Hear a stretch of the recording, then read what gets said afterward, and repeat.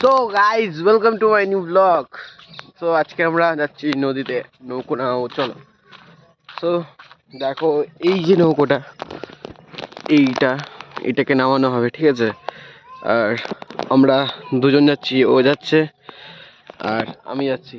So এখানে এই নৌকোটাকে এখন নামাই, তো চলো।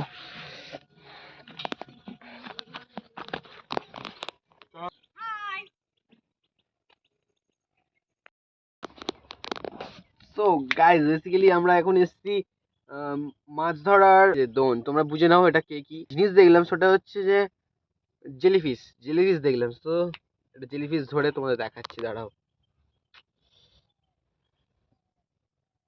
অনেক ওয়েট করার পর এইখান থেকে একটা জেলিফিশ উঠছে, আমি দেখলাম। সো এই দেখো দেখো, একটা ছোট জেলিফিশ, তোমরা তো ক্যামেরায় দেখতে পাচ্ছ না, বাট আমি এটা ধরবো।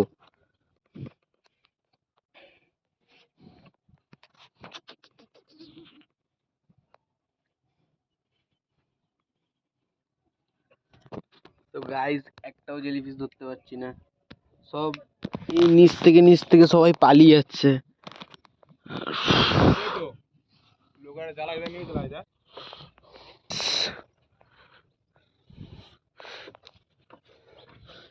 হাট, দু তিনটে বেরিয়ে গেল। নিচে কি হাত ঢুকিয়ে রাখবো? গাইজ দাঁড়া, বড় বড় জেলিফিশ। এবার এবার ওটা ধর ভাই, মরে গেছে। স্পর্শ করলে মরে যায়, টাচ করলে মরে যায় ওরা।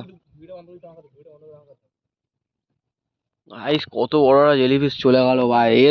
এই মালটা ধরেও আমার হাতে দিল না জেলিফিশটা। 2 hours later. গাইস দেখো, এই একটা জেলিফিশ পেয়েছি অনেকক্ষণ পর, ফাইনালি একটা জেলিফিশ পেয়েছি। কখন থেকে বসে আছি এর জন্য। এই দেখো,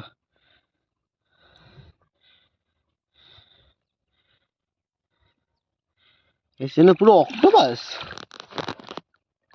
এই দেখো জেলিফিশ। গাইস এখানে ছাড়ি দেখি। এই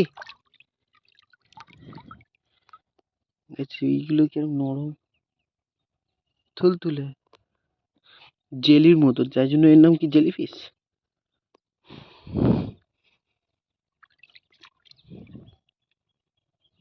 তো গাইস, এ বাবা, যা ছেড়ে দিতে চলে গেল। এই ছেড়ে দিলাম, নিচের মধ্যে ঢুকে গেল। আর আমার ফুল হাতা জামার জন্য আমি হাত ঢোকাতে পারলাম না। এই পুরো কাণ্ড করে দিল, হচ্ছে। সো এখন আমরা নদীতে, জেলিফিশটা হাতে এসেও ছেড়ে গেল। সো দেখছি আর একটা যদি ধরে আবার তোমাদের দেখাতে পারি। তো সো গাইজ আমরা ফাইনালি বাড়ি চলে এসেছি। অ্যান্ড দেখতেই পাচ্ছ, বাড়ি ছিলাম ওই পারে, এসছি এবার বাড়িতে। আর এই যে আমাদের নৌকো চালক, দেখি নৌকো চালক একটু মুখটা।